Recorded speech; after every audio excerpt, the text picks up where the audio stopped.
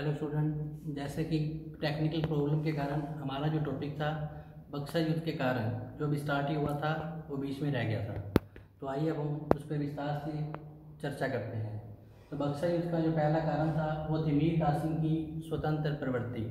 तो जैसे कि मीर कासिम को बंगाल का नया नवाब बनाया गया, तो बंगाल की गद्दी पर बैठते ही मीर कासिम ने क्या किया, अपना स्वतंत्र आचरण करना शुरू कर दिया। उसने अंग्रेजों की कठपुतली बनने से इनकार कर दिया। तो इस आचरण को अंग्रेज सहन नहीं कर पा रहे थे क्योंकि जो मीर कासिम था स्वतंत्र प्रवृत्ति का शासक था, अतः उसने सबसे पहले भ्रष्ट अधिकारियों को दंडित किया और अपने प्रशासनिक कार्यों में उसने कटौती की और विद्रोही जमींदारों का दमन किया। धनवान लोगों से उसने बलपूर्वक धन वसूल किया और इससे उन्होंने अंग्रेज कंपनी का काफ़ी ऋण चुका दिया था।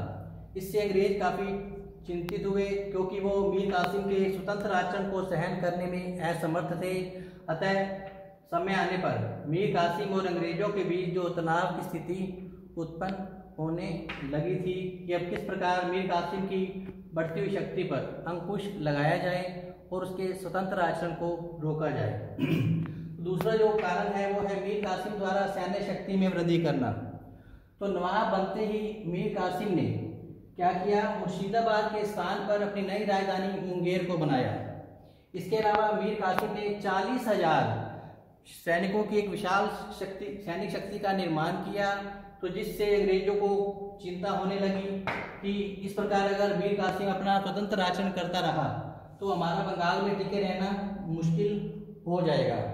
तो इसके लिए मीर कासिम ने अपनी सैनिकों को सेना का क्या किया, यूरोपियन ढंग से प्रशिक्षित किया और उन्हें अच्छे से ट्रेन किया। और इस प्रकार उसने मुंगेर में बारूद व तोपों का कारखाना भी उसने स्थापित कर लिया था, जिसके कारण मीर कासिम की बढ़ती हुई सैनिक तैयारियों को देखकर अब अंग्रेजों को चिंता होने लगी कि कहीं मीर कासिम अंग्रेजों के प्रति विद्रोह करने के बारे में सोच तो नहीं रहा। तीसरा कारण था जो इसका वो है अंग्रेजों के प्रति संदेह। तो इसमें क्या था कि 1761 में मुगल सम्राट शाह आलम द्वितीय को पटना आमंत्रित किया गया और उसका शाही सम्मान किया गया और अंग्रेजों द्वारा मीर कासिम से लगभग 12 लाख रुपए भेंट के स्वरूप में दिए गए। तो इससे मीर कासिम को संदेह हुआ कि कहीं इससे उसकी स्वतंत्रता छीन न ली जाए। अतः परिणाम स्वरूप अंग्रेजों व मीर कासिम के बीच जो तनाव था वो बढ़ता चला गया। नेक्स्ट है प्लासी की पराजय का बदला लेना। तो जो मीर कासिम था वो प्लासी के युद्ध में सिराजुद्दौला की पराजय से खुश नहीं था। उसे लगने लगा था कि जब ये सिराजुद्दौला को अपने स्वार्थ की पूर्ति के चलते अगर वो उसे पराजित कर मार सकते हैं तो मुझे भी मार सकते हैं। तो इसलिए उसने प्लासी की पराजय का बदला लेने का निश्चय कर लिया और उसने अंग्रेजों की किसी भी शर्त या बात को मानने से वो उसने इनकार करना अब शुरू कर दिया था। तो इससे क्या हुआ, परिणाम स्वरूप दोनों पक्षों के बीच तनाव बढ़ गया था। फिर मीर कासिम द्वारा हिंदू जमींदारों का दमन करना। तो अंग्रेज जो थे वो हिंदू जमींदारों को मीर कासिम के विरुद्ध भड़का रहे थे। तो मीर कासिम ने क्या किया, ऐसे अंग्रेज समर्थक हिंदू जमींदारों का दमन करना उसने शुरू कर दिया और बिहारी का डिप्टी गवर्नर राम नारायण अंग्रेजों का जो प्रबल समर्थक था उसने क्या किया, मीर कासिम ने उसे गवर्नर के रूप में बंदी बना लिया और उसकी हत्या करवा दी। तो इस कार्रवाई से अंग्रेज जो थे वो काफ़ी चिंतित हुए और उन्हें अब लगने लगा कि मीर कासिम जो है उनकी आज्ञा का अवहेलना अब करने लगा है, तो क्यों ना इसे अब सही रास्ते पर लाया जाए मीर कासिम को। नेक्स्ट है व्यापारिक सुविधाओं का दुरुपयोग। तो व्यापारिक सुविधाओं का दुरुपयोग अंग्रेजों ने करना शुरू कर दिया था। क्या था कि 1717 में मुगल सम्राट फरूख सियर के समय में अंग्रेजों को निःशुल्क व्यापार करने की छूट प्रदान की गई थी, लेकिन अंग्रेजों ने इन व्यापारिक सुविधाओं का दुरुपयोग करना शुरू कर दिया था। हालांकि ये दुरुपयोग उन्होंने सिराजुद्दौला के समय में भी किया था, जिसके कारण सिराजुद्दौला और अंग्रेजों में तनाव बढ़ गया था। तो यही व्यापारिक सुविधा का दुरुपयोग उन्होंने क्या किया, अंग्रेजों ने मीर कासिम के समय में भी करना शुरू कर दिया और इस दस्तक का प्रयोग वो भारतीयों को बेचकर स्वयं धन कमाने लगे। हालांकि मीर कासिम ने मना किया यानी जो निःशुल्क व्यापार के अंतर्गत वो भारतीयों से जो धन कमा रहे थे उसके लिए उसने मना किया अंग्रेजों को, लेकिन अंग्रेजों ने मानने से इनकार कर दिया। इस पर फिर मीर कासिम ने क्या किया, भारतीय व्यापारियों को भी निःशुल्क व्यापार करने की छूट बंगाल में दे दी। एक बंगाल के व्यापारियों को निःशुल्क व्यापार करने की छूट दे दी, तो इससे अंग्रेजों को अब आर्थिक रूप से घाटा होने लगा और उन्होंने मीर कासिम को दंडित करने का निश्चय कर लिया था।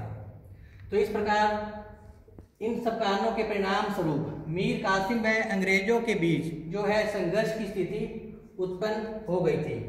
तो वह क्या था कि 1763 में अंग्रेजों व मीर कासिम के बीच संघर्ष छिड़ गया और मीर कासिम को बंगाल के नवाब के पद से हटा दिया गया और बंगाल का नया नवाब जो बनाया गया था वो मीर जाफर को ही बनाया गया था। तो इस प्रकार मेजर एडम्स के नेतृत्व में अंग्रेजी सेना ने मीर कासिम और अंग्रेजों के बीच कटवा नामक स्थान पर घमासान युद्ध हुआ, जिसमें जो था मीर कासिम पराजित हो गया था। इसके बाद मीर कासिम को गिरिया, मुंगेर और मुर्शिदाबाद आदि स्थानों में भी पराजय का मुंह देखना पड़ा था। तो इसके बाद पराजित का मुंह देखना पड़ा था और उसके 15,000 सैनिक जो थे मीर कासिम के वो मौत के घाट उतार दिए गए थे। इस पराजय से निराश होकर मीर कासिम पटना चला गया और वहां पहुंचकर मीर कासिम ने क्या किया, 148 अंग्रेज व्यक्तियों का उसने क्या कर दिया, वध कर दिया था। 148 अंग्रेज अधिकारियों को उसने वध कर दिया। ये जो घटना है इतिहास में पटना हत्याकांड के नाम से भी जाना जाता है। तो इस कारण अंग्रेजों में और मीर कासिम के बीच जो है संघर्ष की स्थिति उत्पन्न हो गई थी। इसके बाद मीर कासिम भागकर अवध के नवाब शुजाउद्दौला के पास गया और उसे सैनिक सहायता की अपील की। इसी समय वहां पर मुगल सम्राट शाह आलम भी आया हुआ था। अतः मुगल सम्राट शाह आलम द्वितीय और अवध के नवाब शुजाउद्दौला ने मीर कासिम को सैन्य शक्ति उपलब्ध करवाने का उन्होंने उसको वचन दिया मीर कासिम को। और इस प्रकार जो सैनिक सहायता अब प्राप्त हो गई मीर कासिम को, उसने अंग्रेजों से संघर्ष छेड़ने का निश्चय कर लिया था। युद्ध की घटनाएं इस प्रकार 1764 को मीर कासिम, शुजाउद्दौला और शाह आलम द्वितीय की संयुक्त सेनाओं ने पटना की ओर प्रस्थान किया और इस संयुक्त सेना में लगभग 40 से 60 हजार सैनिक थे। इस युद्ध का जो नेतृत्व है अंग्रेजों की ओर से वो मेजर मुनरो की ओर से किया गया था। अंग्रेजी सेना में लगभग 10,000 सैनिक और 20 तोपें थी। 23 अक्टूबर 1764 को दोनों पक्षों के बीच बक्सर नामक स्थान पर, जो कि पटना में है, एक घमासान युद्ध छिड़ गया। 3 घंटे में ही युद्ध का निर्णय हो गया और मुगल सम्राट शाह आलम द्वितीय ने अंग्रेजों के सामने आत्मसमर्पण कर दिया। जो मीर कासिम था वो लंबे समय तक इधर उधर भागता रहा, लेकिन बाद में पकड़ लिया गया और उसे मौत के घाट उतार लिया गया था। अंत में 1717 में दिल्ली के निकट ही उसकी मृत्यु हो गई थी और शुजाउद्दौला रुहेलखंड भाग गया, परंतु अंत में उसे भी पराजित होना पड़ा और उसने भी अंग्रेजों के सामने समर्पण कर दिया। तो इस प्रकार बक्सर के युद्ध में अंग्रेजों के लगभग 825 सैनिक मारे गए और नवाब की सेना के लगभग 2000 सैनिक जो है इस युद्ध में मारे गए थे। तो इस प्रकार बक्सर के युद्ध में अंग्रेजों ने सैन्य शक्ति के बल पर विजय प्राप्त की और बंगाल में कानूनी रूप से अपना एकाधिकार स्थापित कर लिया था। तो इस प्रकार प्लासी के कार्य ने बक्सर युद्ध ने प्लासी के अधूरे कार्य को पूरा किया और बंगाल में इन्होंने कानूनी रूप से अधिकार कायम कर लिया था।